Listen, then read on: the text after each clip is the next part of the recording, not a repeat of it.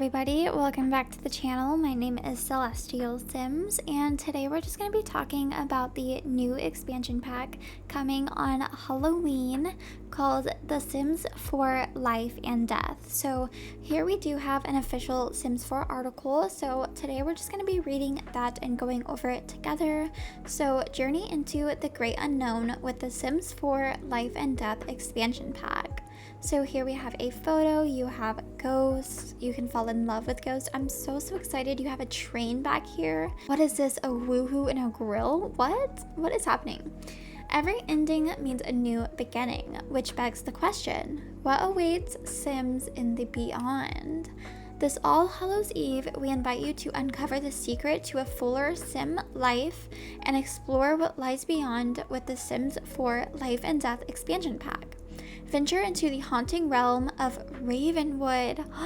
Oh my god, I love that name. Where 3 distinct neighborhoods await exploration, each with its own connection to the shadowy passage between life and what's next. We have new haunts and netherworldly neighbors.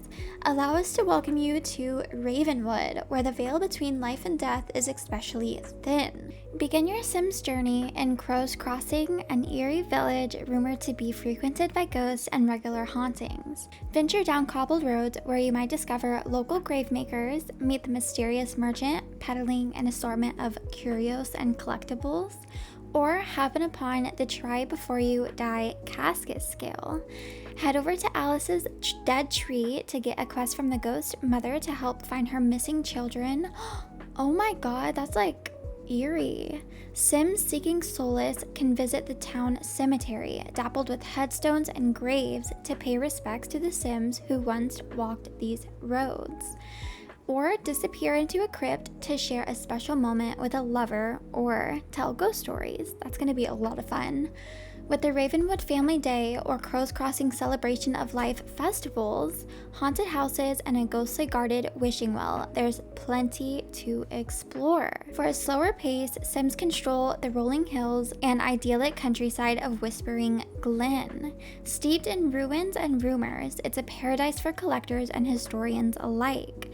Explore the local crypt, investigate the Tarot Tomb shrine at the base of the ruins, gardens in the shared community plots, or gather collectibles. So there's literally so much to do, you guys.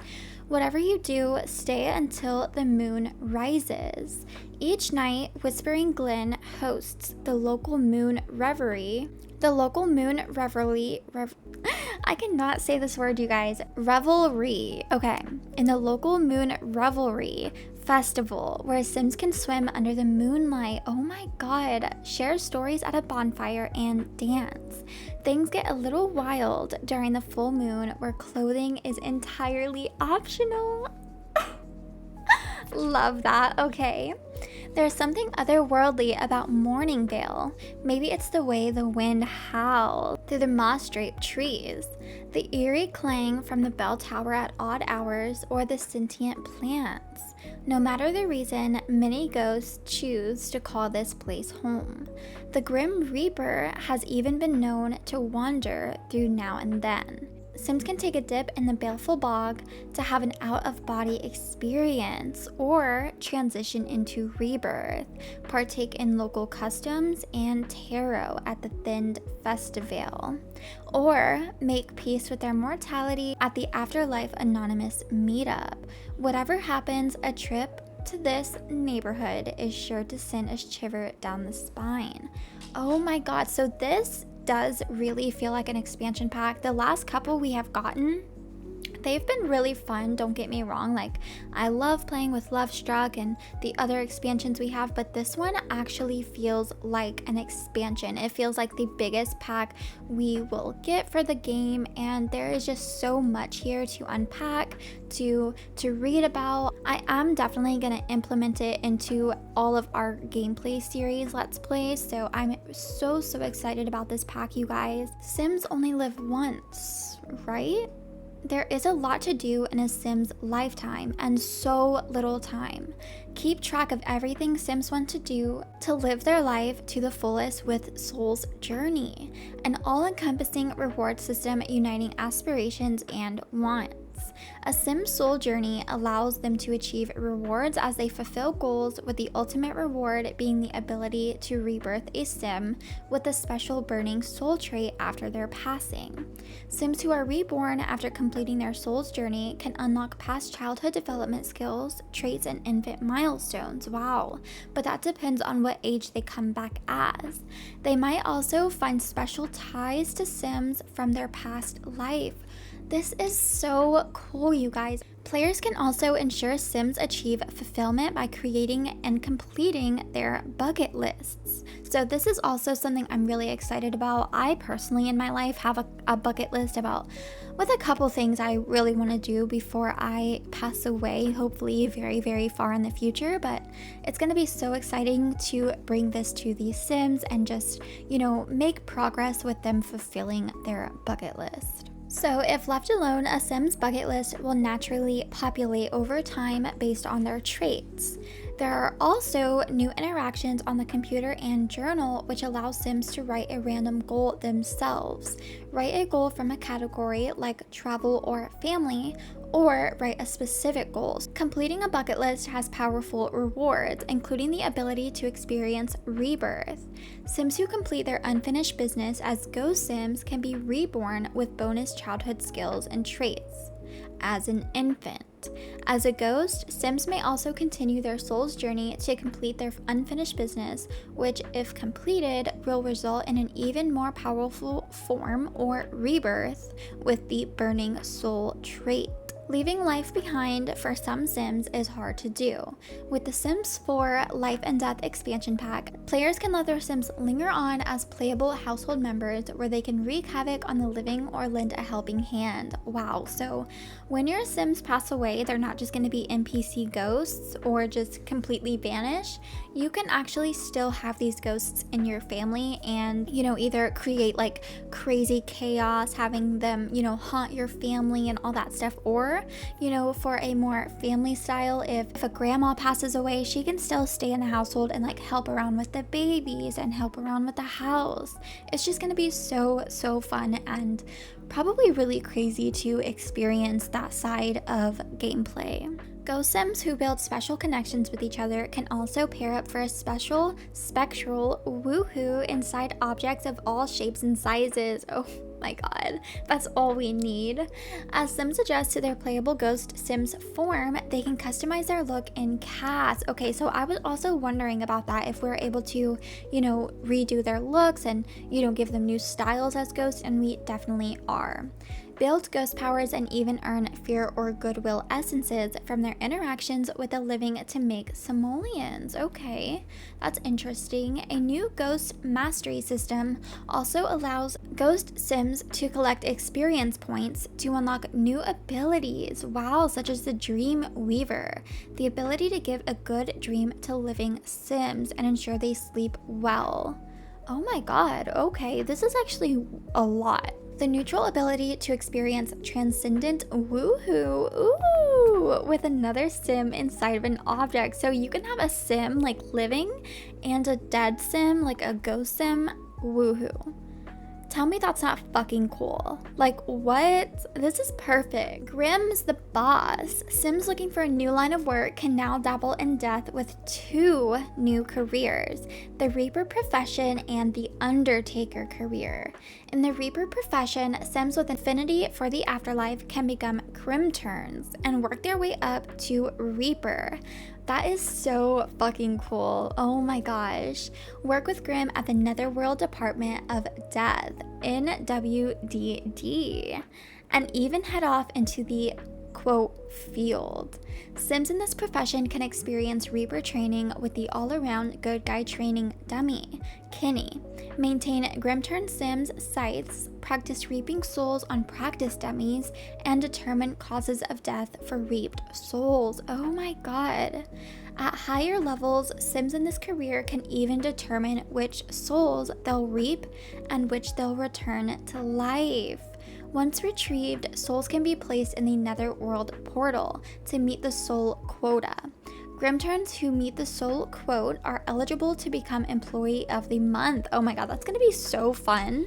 The Undertaker career is a classic career in which Sims will both serve the living and the dead. From grave digging to embalming, oh my god. That is so creepy, but like the coolest thing ever. Specializing in this before afterlife care prepares Sims for making difficult decisions like discussing end-of-life services or contemplating existence. Oh my god.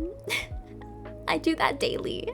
6 feet in, they will be rewarded with a plague mask, a Murphy membrane bust, or a corpus commendation plaque to honor their achievements. It has 2 branches Sims can go down: mortician or funeral director.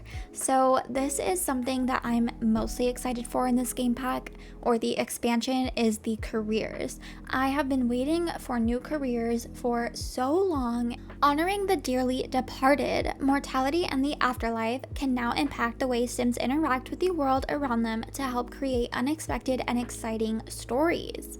Experience the Ghost Historian aspiration, unlock horror novels, and receive the Ghost Whisperer reward trait. Visit any lot with the Hallowed Grounds lot trait, try out any of our new 3 traits, delve into Thantology skill, or experience Life and Death's new death type.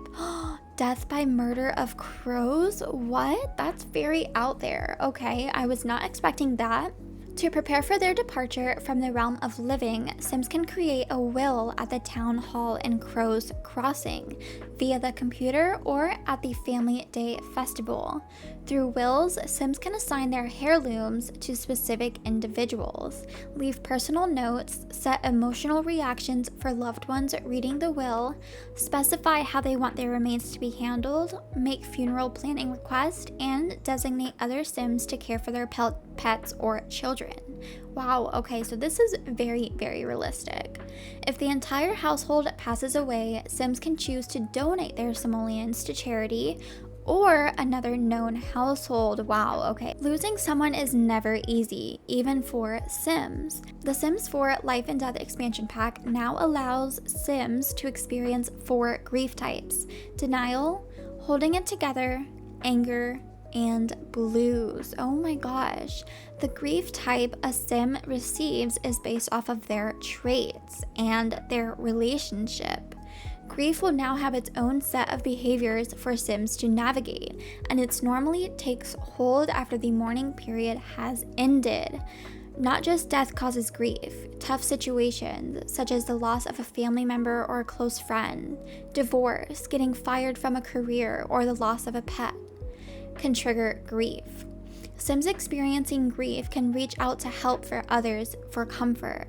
They can also attend grief counseling. Sims can console about death to other Sims or cope positively with grief by doing creative or productive activities. When at a funeral, Sims can offer awkward sympathies or offer a sympathetic joke. Once a Sim passes away, funeral events can be planned and held. When planning a funeral, players can choose which Sims attend and who the deceased is. Select a dress code and color for guests to arrive in. Pick from a variety of 14 different activities and determine the location and time. Examples of some activities include giving a lighthearted eulogy, lighting candles, planting something, or serving food. Each funeral is unique, and sometimes ghost Sims may even appear at their own funeral. Sims can also honor the dearly departed by setting up memorial displays with a portrait of the deceased, selecting which urn or tombstone they want, decorating a gravesite, leaving them a message on the special memorial statue, or by entering their urns in crypts. Oof, this is so spooky. So if you want to purchase Life and Death expansion pack anytime from October 3rd through December 12th, you can look upon those who came before the lasting legacy portrait, listen to the haunting lullaby of the mournful maladies music box, and the masquerade in foul finery with the plumbed elegance mask. So, oh my gosh, you guys, I am so fucking excited. We're gonna have to explore this so much. And something I was really curious about, I'm not sure if this is actually going to be part of it, but I was really curious if they're going to have like infant deaths or children deaths, because as much as I would hate that, it would just add so much realism and so many different storylines. Just overall, I'm so excited for this pack, and I just cannot wait until it comes out. I will be uploading Troubled Teen here in just a little bit, so thank you so much for watching. Definitely leave me a comment down below what your thoughts are for the pack, if you're excited, if you're gonna purchase it. I definitely am going to purchase it. And yeah, thank you so much for watching. I will see you next time. Bye, you guys.